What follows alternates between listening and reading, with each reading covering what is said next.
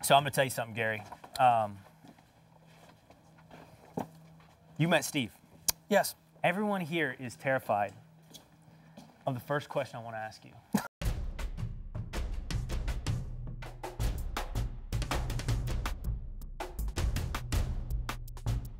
Okay, don't worry. Because they're worried you're going to walk the hell out of here. No chance. Or be mad. No chance. But I just want to ask you the first question that's honest. This is the New York Times article. Yeah. That came out about you about what? A month ago, writing the hashtag in social media marketing. Yeah. The underlying current, when people write about you, Yeah. is who the is this guy? Yeah. I mean, you get that, right? Of course. Who the are you?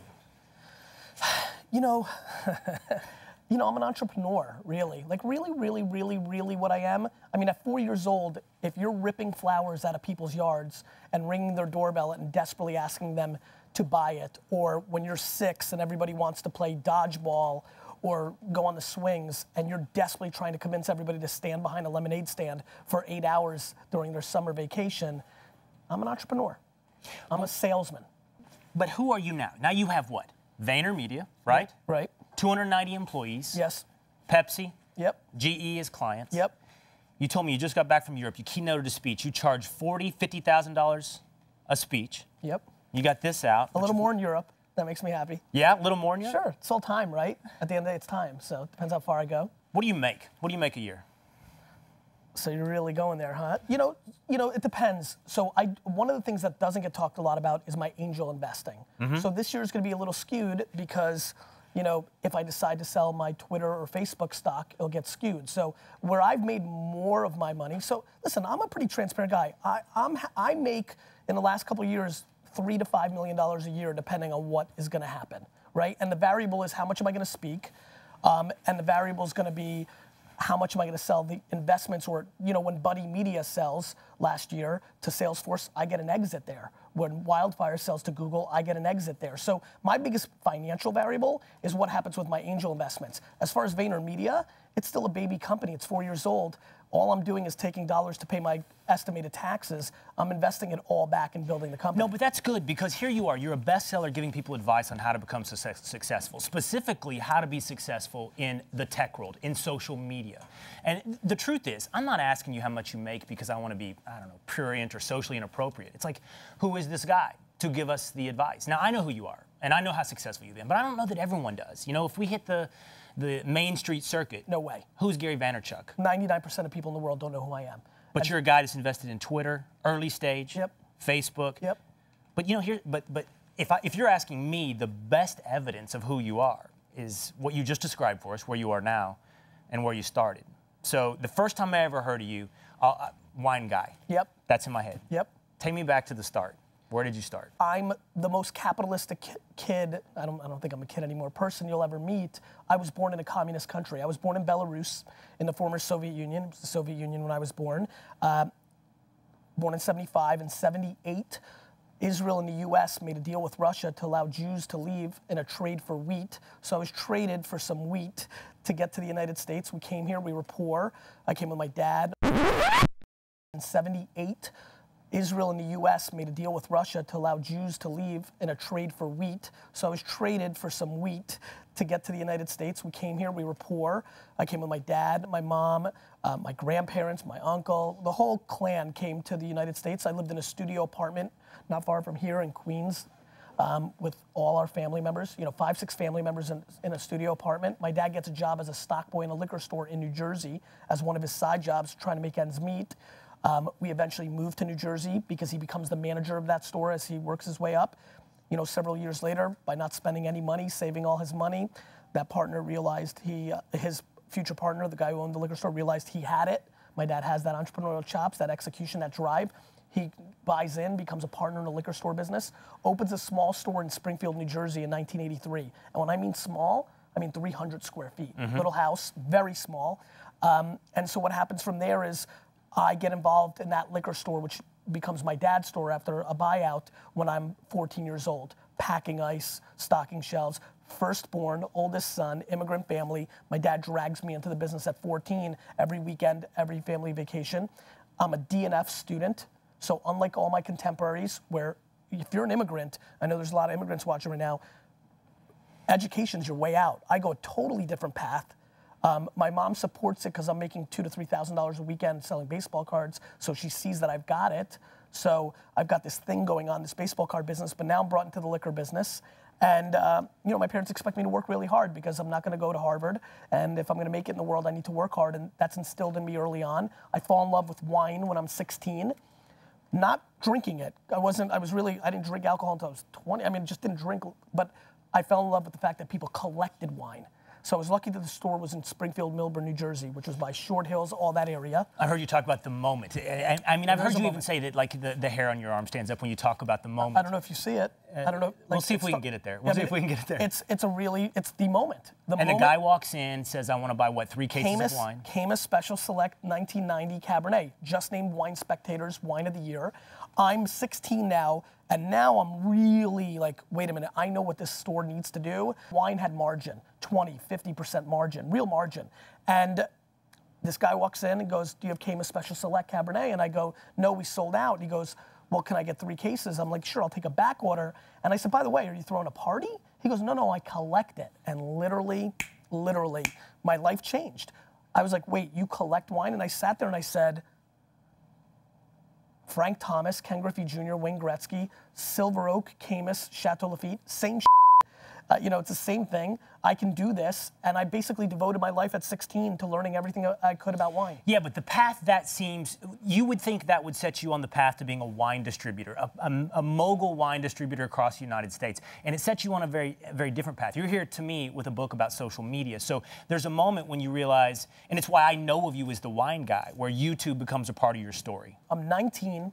I'm going to Mount Ida College, you know, small school, crappy school, sorry, Mount Ida, you know, and my friend comes, I'm 18, I'm turning 19, my friend runs in and goes, you got to see this computer thing. I don't own a computer at this point. I've been on a computer like 6 times in class, and I told you what my curriculum and school career looked like, so I didn't even take it seriously. I couldn't type, I didn't know anything about computers, and I hear, and I hear that sound, AOL, dial-up, and I look at the internet in 1994 and I go, I can sell on this thing. So what first happened, before how you found me, was I launched WineLibrary.com in 1996. My first prediction of where the world was going wasn't YouTube, it was e-commerce. And you're in your parents' store at this point. I know you're at college as well, but you've already been working at your parents' store, and you realize I can move wine on this thing. That's right, and I thought what I was gonna do was open up 15 liquor stores in New Jersey, and then New York, and then Connecticut, and I was gonna build, you know, what did I call it? The McDonald's, I think, or the Walmart of wine, and I'll sell that off and buy the New York Jets. We'll get into that, I'm sure, later. What happens then is I'm like, wait a minute, this seems very efficient. I don't need to open up as many stores, and I can go global, worldwide. It was very attractive. So I launched WineLibrary.com in 1996, and that starts the path of me building a very large business for my family. Tell me that path. I mean, I've heard you say the stats. You took your dad's wine store from 3 million in sales to 60 million in sales. I mean, how quickly did that go? It went 3, it went 8, it went 12, it went 22, 35. So it happened very, very quickly. And for a small family liquor business, immigrant family, it was a big culture change, right? Like things, it was just like, it changed our lives. But it was about the innovation. Nobody was building e-commerce sites. Nobody was on it. What's your dad think at this point? Here's your dad, an immigrant from Belarus. He's, I'm sure, sitting here thinking, you know, it's about nose to the grindstone, elbow grease, and you're over here playing on the internet, and you've taken my business from 3 to 60 million. How does he respond to that? You know, interestingly, I think my dad's my biggest fan, but he's also very competitive. I mean, one of the biggest drivers to my success is my competitive nature, and my dad's competitive. I don't think he's not like, oh, my son saved me. You know, in his mind, you know, his son's lucky to have the opportunity to be doing this because he brought his family over from the Soviet Union and grinded from zero money, no language. I know my dad, and so what my dad is he's very proud. I'm his son, right? Very proud. But he's equally proud and equally holds on to the fact that he built the foundation. And as I tend to get older, I tend to respect his 0 to 3 even more than what I've done at times. It's interesting. At first, I was competitive myself. I'm like, look what I did. But now, you know, when you come from 0 and you can't speak the language and you're able to really, I mean, from 1978 to 1983 in a 5-year window, my dad went from having $100 and no language to being part owner of a liquor store. I mean, it's pretty incredible. So you know, what does he think? The cliche thing that people think is like, I've done it. He thinks that he did it and gave me the opportunity. And, you know, in his mind, he's probably right. Tell me about that video, the first videos you made on YouTube. Yes. I mean, you didn't go out and make advertisements on YouTube. What did you do? So in 2006, I had my second aha moment.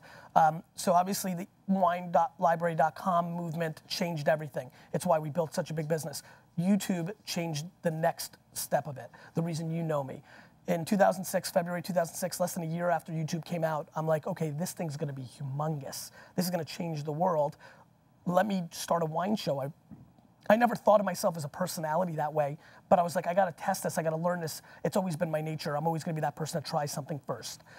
So I sit down on February 21st, 2006, and I tape a show where I taste 3 wines. And I remember learning enough about the internet at that point that I knew that I couldn't do QVC and Crazy Eddie and sell people, right? I knew that what I wanted to do was become Robert Parker, the wine spectator for a new generation. I wanted to become the media. So was your goal not necessarily to move wine at your dad's store? I knew that it would be a byproduct, but I knew the best way to actually make that happen was to become the media. In this book, in one of the chapters, I tell everybody, everybody's watching right now, you're in the media business, comma, you're a lawyer. You're in the media business, comma, you sell wine. You're in the media business, comma, you sell sneakers.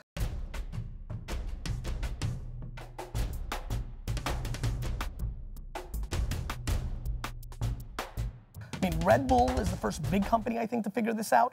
This whole thing figured it out. This is coming. So the other thing you say in this book, it's interesting, you said you knew moving wine sales would be a byproduct. Yes. But you went out there to give wine reviews. And of course, I mean, to get to the punchline of that story, it took off. I mean, you started, your first video got how many views? 30, 75. I mean, like, you know, nobody watched. I mean, it took here's something that I'd love to talk about that I don't think people, and I think people that watch this show will value. Patience is grossly underestimated.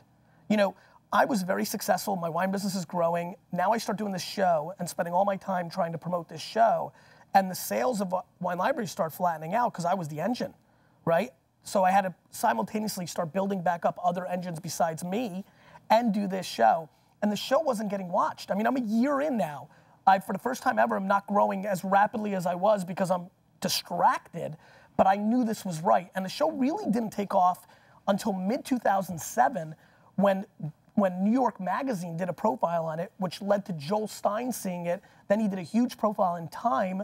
Then Conan O'Brien's producers saw that, put me on the Conan show. So it was old media along with the internet, Lifehacker and all these blogs. And then it was really mid-07, a year and a half in, of 5 days a week of doing a show, getting only hundreds, then a couple thousand views, and then it kind of took off. There are people across this country whose parents have $3 million businesses, and they start little Twitter feeds, Facebook accounts, do YouTube videos, and somehow yours became what we talked about at the beginning of this interview. It became who you are now. That video that you put on YouTube that went from 30 views to I don't know what it is, millions of views, to Conan O'Brien, that broke through. And so let's go back to that byproduct concept. You didn't go to sell wine. You went to give wine reviews, and that's what you're saying here, essentially. Jab, jab, jab, right hook. You're give, give, give. Is that what jab, jab, jab is? It's give, give, give? That's right, and the right hook is the ask. And so, under the context of business, you're exactly right. Wine Library TV was just one humongous jab. You know, by giving out advice and by panning wines that I actually sold, which was such a brain twist for where America commerce was in 2006. I think we're getting into the warm and fuzzy, transparent world now, where honesty and all these other nice things are starting to actually have value. But in 2006, we were still in the let's sell stuff world. And for me to throw that curveball was weird for people. I mean, I got cases downstairs of this wine, and here I am saying this wine tastes like, you know, crap. This wine is awful. It's overpriced. These are suppliers and wineries that I'm friends with. It really confused the market. But I knew that I was bringing value to that person, and that was the game. That, you know, if I can bring value to the audience, that I will then have the equity, and then that equity allows me to actually have a chance to sell them and make them part of my family. Okay, so now you have VaynerMedia, which you consult companies, like I said, Pepsi and GE, on how to make this same leap. So be specific with me. What do you mean jab, jab, jab, right hook, give, give, give, ask? Give me some examples of give. Yeah, so give is lightweight. So here's the one thing I want everybody to pay attention to. Take a look at the homepage of your phone, right? Take your phone out. Everybody at home right now, take your phone out. Take your phone out and look what's on your phone. There's only 3 things on your phone: escapism and entertainment, information and utility, and social, people. So you have Facebook and Twitter and that stuff. You have utility, your calendar, Evernote, your to-do list, and then entertainment, some games and music. Nobody has anything else on the homepage of their phone, the home screen. And by the way, the home screen of a telephone today in our society is the biggest gateway to the psychology of human beings on earth. So the way you give is by doing one of those 3 things. So when we have a client, like Mountain Dew as a client, when we post something on Facebook, it could be entertainment. It could just be a 30-second video of a skateboarder, and for that demo, that's entertainment, right? They're putting out content. They're a media company. It could be happy holidays. It's just acting nice. It's just putting out something lightweight. We've been growing up in a world where for the last 70 years, every business has been selling to us every word out of their mouth. Every word out of every mouth of every brand, because of television, print, radio, and billboards, and direct mail, has been selling because they're only getting one right hook. It costs a lot to produce a commercial. On social, you can produce so much content at volume, that you could put out content that's valuable. So here's a good one. If you're Dove, which is a client, if you put a post on Facebook that says 3 apps that will make your life better, mom, and it's a utility app, it's a dry cleaner app that saves you money, you've provided value for that person. That then sets up what most people do on Facebook, Twitter, Tumblr, is put out stuff that wants to sell. And so there's a lot of ways to put out value. You just have to become a media company. If I think about traditional, old media, TV, direct mail, back of the magazine, it's not hard for me to come up with companies that became massively successful by buying all in to those medias. I mean, Sears Roebuck, direct mail. Yes. What Ovaltine? Was that yes. TV, radio? Yes. What is the success story? What is the social media buy-in company success story? Who's done it? Who can we look at and go, that was built on social media? Warby Parker, Birchbox, the people that actually go all in. You know, obviously you referenced in the front the New York Times article. The best part of that article was the last part, which is one of our clients, Nilla Wafers. You know, people in the South, they love it. That's where it sells. You know, they put all their money into social with us. Tell us that story. I know Nilla Sure. Wafer did a test and decided we're going to go. By the way, I wish I was all in. smarter. I wish I was smarter. This story pisses me off, to be honest with you, because it shows a lack of smarts strategically for me, which breaks my heart. I wasn't smart enough in the first 3.5 years of VaynerMedia to realize the way I was going to prove the ROI of social media was to get a client to give me all their budget. And it happened serendipitously. We had half of Nilla's budget. The other half was supposed to do some contests, some bull crap, stuff that wasn't going to work. Somehow that fell through, and Nilla said, you know what? You take it. And so we had the entire budget. And so this is a brand that hadn't grown for a decade. Flat sales. This was all we did was pictures and videos and micro content, what I talk about in the book, on Facebook and Pinterest mainly, Twitter as well. And here we are a year later, and the business is up 9%. It's a phenomenal success story because this isn't about impressions. This isn't about Nielsen ratings. This is we sold a lot more stuff. That's actual business. And so I hope that people look at the Nilla story as the real case study in this time because it's very early. Listen, there wasn't a lot of e-commerce success stories when I started with Wine. If you asked me right now, in 1999, what are the e-commerce success stories, Gary? You're saying this WineLibrary.com thing is going to be good. I could point to Amazon having early traction, but it was hard. We didn't have all the things we have now. And so the people that are successful right now are brands that are direct to consumer and/or are super small right now that we haven't heard of before. And so that's why a Birchbox or a Warby Parker, which is more of a digital native company, a direct-to-consumer, internet-based company, because the big brands, Nikes and Reeboks and the Pumas and fashion Levi's, and they're not going 100% all in, so there's no way to really, they've already got all these other media models that can take the credit for the success. You know, when you put this concept forward, jab, jab, jab, right hook, give, give, give, then ask. I mean, what you're talking about essentially is developing a relationship with this consumer, is it not? Absolutely. The problem is nobody has the patience. You know, there's one dirty secret about social media that I haven't talked a lot about, and since this is a really awesome interview format, let's go into it. We're getting tricked. This is something I've just realized within the last month. We're getting tricked by social media because email marketing, direct email marketing, banner ad retargeting, all the stuff that SEO and SEM, all the stuff we did, with Wine Library and all the guys that won and gals that won in the early days, that was all instantaneous. You send out an email, you sell wine. You put out Google AdWords ad campaign, you get traction, right? You put out banners on websites and you cookie them and you follow them around and show them more banners. They eventually give up and buy your wine. All of it was instant gratification. Social isn't. The best results we've seen from social are taking 6 months, a year before we start seeing any kind of results.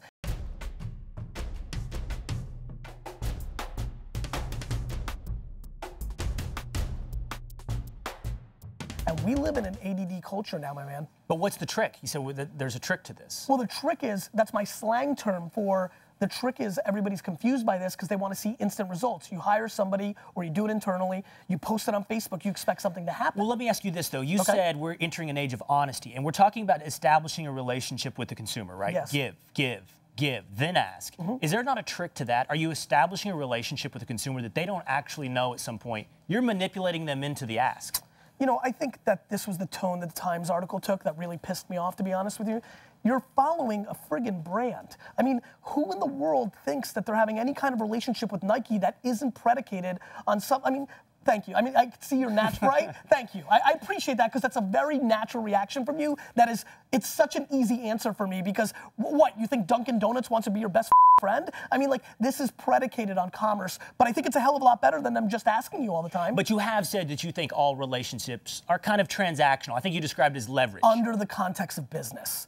Under the context of business. Actually, if you, but Gary, if you had said all relationships, you wouldn't offend me. I read that and I'm like, I'll bet you, and you're backing away from it. If I extend it to all relationships, I'll bet you some people won't like that. I mean, is love not transactional? I mean, you give me love, I give you love. It makes us both better off. I mean, listen, I'm fine with that. I'm not trying to waver. Listen, I'm thrilled to piss people off. I prefer it. It's not where I'm going. I just want to, you know, to me, there's a purity to capitalism that I adore. I love when companies go out of business. I'd love for one of my companies to go out of business because then I deserve it. It means I misplayed the market, somebody did it better. I love when companies go out of business. I'd love for one of my companies to go out of business because then I deserve it. It means I misplayed the market, somebody did it better, and that's, so there's a purity to capitalism. Did you see Jeff Bezos on 60 Minutes where they asked him the question, look, do you feel bad about the fact that Amazon is putting all these companies out of business by undercutting them on prices? In fact, selling them at a loss often to be the volume leader. He said, Amazon didn't happen to those companies. The future happened to those companies. Yeah, I think he's right. I mean, this is why, listen, I'm a huge fan of his. You know, that's right. I mean, I don't care if you're small. Small wins all the time in business. You know what dumb big is? I work with a lot of dumb big. Big is dumb. And so you've got to adjust to the reality of the market. Innovation doesn't care about you and me. It's just going to do its thing, period. All right, so I want you to do this. Take me through your day. Start me out. Gary Vaynerchuk wakes up. Take me through your day. I wake up at 7 a.m. I take my laptop. I go take a crap, and I go on techmeme.com. You take it with you to the Absolutely. To the head? I go right to the crapper, and I take my laptop with me, and I go to techmeme.com, which is a website that aggregates all the tech news to make sure I didn't miss anything, to make sure in those 5 or 6 hours that I slept, something important didn't happen. I check my email, I go directly to Twitter, and I see everybody who @Gary V'd me to see if there's anything that anybody expects from me from my community. I then, you know, spend 2 minutes with my family, unfortunately, kiss, and I'm on my way. No consistency to my day. I travel 100 days a year. I could go speaking. I could be going seeing a client. I could be looking at an angel investment. When I'm in New York, I'm going to the office, but I could be going to a client that's local.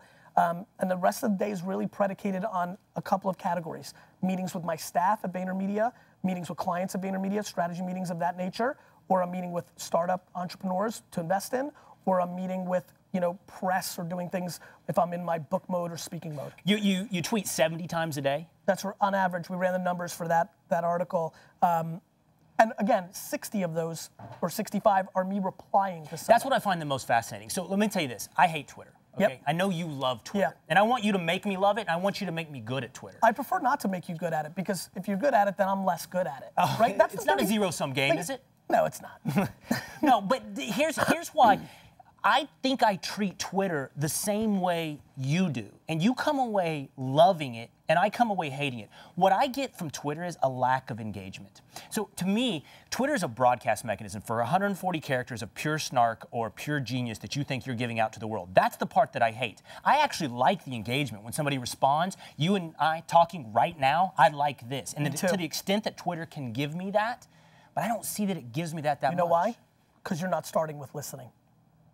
Explain that to me. You need to go to search.twitter.com. You need to go to search. You're waiting for people to respond to your genius or snark. The best way to get that to happen is for you to first go into Twitter search subject matters that you're interested in and have knowledge about, search what other people are saying, and then jump in and respond and actually— So go seek out the conversation. Absolutely. See, this is where there's an entitlement issue at hand. Don't worry, you're not going to offend me. Yeah, I know that. I can tell already by talking. There's an entitlement issue at hand that a lot of people take to Twitter. To me, if you listen first, you then start having the equity. If you jab first, you have the equity for your right hook. For me, I can be consistently kept busy by engagement because I've created an expectation that I'll respond, which feeds the animal. I mean, I'm going to walk out of here right now, and in a 20-minute cab ride down to my office, I'm going to respond to the 4,500 tweets that came in while we're sitting here because they know I'm going to. You ever have trouble turning off? Yeah. How do you make time for your family? Extremism. In 2013, if we did this interview a year ago, I would bullshit some sort of— You've got kids, right? 2, a 4-year-old and a 1-year-old. And, you know, I'm starting to also— it's going to have to evolve because I can see what's happening with the 4-year-old, and as that 4 to 12-year-old range comes, it becomes more time consuming. So I'll adjust. But the way I do it now is extremism. I work 7 a.m. till midnight, and not bullshit midnight. I mean, I get home at midnight, not I get home at 9 and I'm on the email a little bit. I mean, I walk in my door at midnight, Monday through Friday. And then Saturday and Sunday, though, I've been able to, in this year, never before, pretty much shut out. What does that mean? Put that phone down, not pick it up? Yeah, and that's stunning to me. I can't even believe I'm there, but it makes me happy, and it gives me the ability to actually have that time. Look, you talk a lot about hustle. It's the biggest hard thing I work, believe in. Going for it. When we were standing out in the green room, you said it's a grind. It's not about hitting home runs. It's about hitting singles. It's a grind. But you ever get distracted? I mean, do you get drunk? Physically drunk? Yeah. Like 4 times a year, no. Do you sit inside all day and watch movies? Never. You have nothing. The Jets. The Jets, The yes. Jets every Sunday for 4 hours. I don't care if the internet and alcohol became illegal. If somebody texted me, first quarter of Jets game against the Carolina Panthers, and they said, you know, bad news, Obama made alcohol and the internet illegal, I wouldn't give a f***. I'd wait for the game to be over, and then I'd deal with it. So that is my complete escape. Now is my opportunity to ask you the question that everybody asks you, but you want to buy the New York Jets? That's right. I mean, yeah, I mean, that's the professional goal. But, you know, to me, that's like a funny little thing, right? For me, what it's really about is the climb. I love the game. I love the game.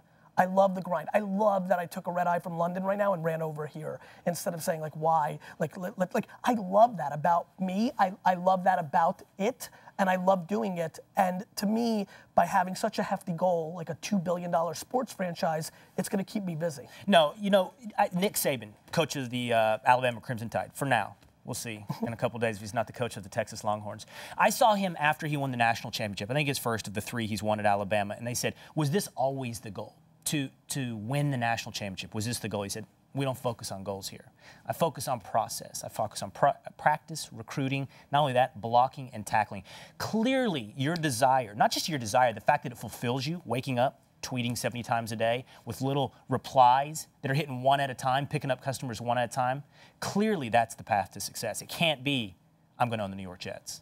It's my path to success. No, I think right? it's the path to success. Listen, I think there's different ways to slice it. I really do. I really do. I truly do. I think what I did well, if I could bless everybody with one characteristic I have, it's not the hustle, it's not the stunning good looks, it's one thing. It's self-awareness. I know what I'm good at, and I know what I suck at. And boy, do I suck at a ton of stuff. But what do you suck at? Pretty much everything. I suck at follow-up, like micro follow-up. Like small details mean nothing to me. But small details, and it's funny, you were barking up small details matter to me. Right. Small details on the follow-up, I struggle with. I'm very good at it's why Twitter's so good for me. I'm doing the deed in the moment. If it was about, hey, Gary, call me in an hour, death. Wow. Got it? So like scheduling. So executing in the moment, I'm great. Executing a process over time, I'm too up here. Nothing is a big deal to me. Everything, there's always a bigger thing going on. And so like, I need to surround myself with great people. You know, I'm bad at smelling the roses, which I think could burn me out. Listen. Coming in the door at midnight is going to do that to you. Listen, I have a very good chance. I'm super self-aware that I can wake up at 65 and have regret and be angry at why did I go one-on-one when I had these bigger opportunities. Listen, all my contemporaries around me and the people that care about me are concerned that I focus on too many little things, leaving bigger things on the table. If you're spending 4 to 5 hours a day engaging, I'm the head of HR at VaynerMedia because I want to build a real culture, so I'm spending a half an hour with a community manager that's been there for a week instead of going and having a big time meeting with some big executive. I'm trading off bigger plays for smaller plays. But don't you feel like, so I completely get that analysis, but it also seems like, and this may be repetitive, that is what got you where you were. Why would you divorce yourself from it now? I can't get away from the fact I'm fascinated with the statistic that whatever it is, 60, 70, 80% of your tweets are at replies, meaning you're hitting them one at a time. You know, in The Tipping Point, Malcolm Gladwell talked about finding the way that trends catch on is you find that one person. There are movers in our society that are viral beings. And once you hit that guy, he disseminates it to 10, 100 guys. I mean, are you guys saying the same thing here? Or are you picking them off one at a time regardless of their influence? I'm picking them off one regardless of their influence. As a matter of fact, I actually think people of influence are decaying because they're on 24/7 and they're pitching stuff all the time. I mean, I don't believe a single opinion of a celebrity at all because I know what the back end looks like. And I believe that they're pitching and that there's alternative motives. To me, I'd far rather win over Sally Arkansas, who has 17 friends, that she's gonna tell the story of Gary Vee actually giving a crap about her over and over to those 17 people. I actually think over time, that has a better win rate. I wonder if your relationship with these people, with your customers, is authentic. You know, I asked you earlier. I get that. What's that? I get that. Here's why it's authentic to me. I have zero. Yeah, I can't decide, honestly. I'm sitting here listening to you. When you reply one at a time, you're building a relationship. Absolutely. Here's why I think I win the game ultimately and don't lose it ultimately. If there was to be a decision, whether it was real or horse, I have zero expectation to convert the right hook. That's why I wrote a book, though. It's called Jab, Jab, Jab, Right Hook. Yeah. It's the presumption is there's a right hook at some point. There is. Doesn't mean you're necessarily going to nail it. I mean, I believe that if you throw enough jabs, you nail it. I think it's a hell of a lot better than what everybody else is doing, which is right hook, right hook, right hook, right hook. But for me, not for my clients. Listen, my clients expect to land their right hook. Now, the good news is for my clients, they are a brand and people expect them to sell them something. When you get into a human being, you get into the cynicism of what is happening here. For me, what enables me to get away with it, what enables me to long-term win this game in my mind is I actually have zero expectation. I wouldn't be disappointed if I gave to somebody, if I answered 43 of their emails and 91 of their tweets, and when I posted, did you buy my, listen, I've done it. I'm testing myself to see if I still feel this way. I tweeted the other day, have you bought my book yet? And there are people there that I've given so much to that answered no. And I'm like, it's $18. And you like, and so, but the good news is I'll have that moment of it's $18. How did you not support me that way after I gave you that email answer, after I introduced you to that person, after I responded to you 43 times this year, which is something nobody else that you want to do is doing.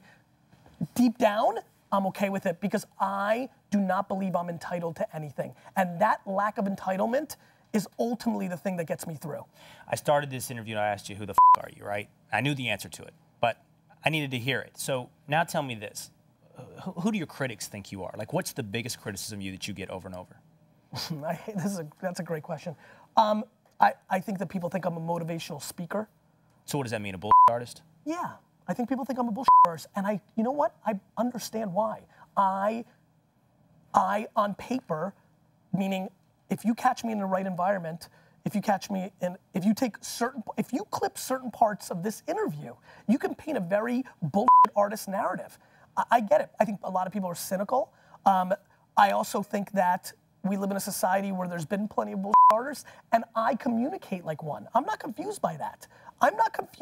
That's the self-awareness. I understand that What do you mean you communicate like one? Is this a absolutes. Jersey guy? I think Belarusian? What is this? I know what you mean. You speak in certainties. There's I speak in certainties. I'm opinionated. I speak to things. I build businesses around my opinion. So of course I'm talking about my belief in Snapchat. I have vested interest in Snapchat being more important than print for my VaynerMedia, right? Of course I believe in smart everything. I'm an investor in Uber. So I back all my actions, which then makes somebody say, well, wait a minute, what's his agenda here? I respect that. The reason I'm at peace is this plays itself out. Here's what I do know. I have less cynics than I did before from the group that knows me. As I become more known, if that happens, back to your earlier point, which is 99% of the people don't know who I am, as I continue to get known, I continue to have to play that game.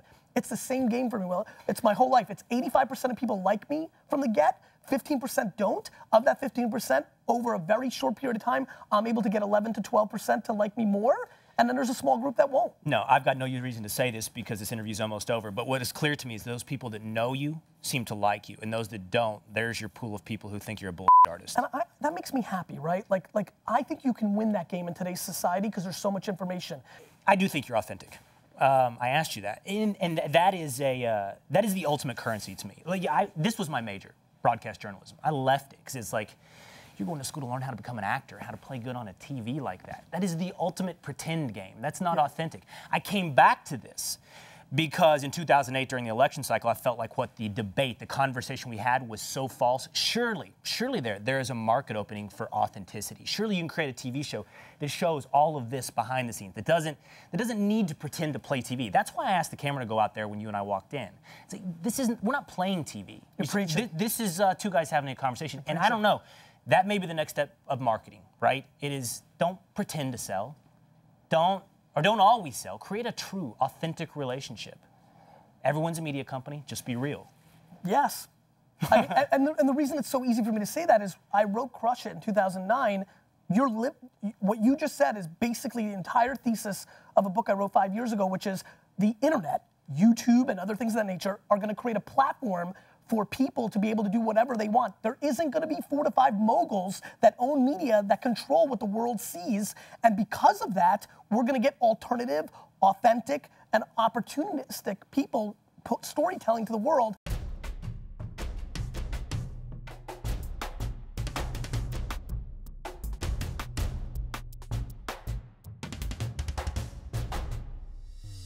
And that's what you guys are doing here quite well. I'm going to ask you some authentically bull questions at the end of this deal, okay? Okay. You're going to spend the next 6 months addicted to one of these 3 drugs, okay? You have to pick. I'm going to pull a gun. I'm going to pull the trigger. It's at your forehead, all right? You should know that I've never even smoked a cigarette, so I'm going to struggle with this question. That's good. But, meth, crystal meth, heroin, PCP, 6 months. Horribly, horribly addicted. At the end of 6 months, you're going to come out of this okay. But that's how you're spending your next 6 months. So this is an authentic question because I don't know much about it. Which one's the worst of those 3? Well, I think that's subjective. Is it? Crystal meth, you're going to get a lot of stuff done. You might lose some teeth and some facial structure.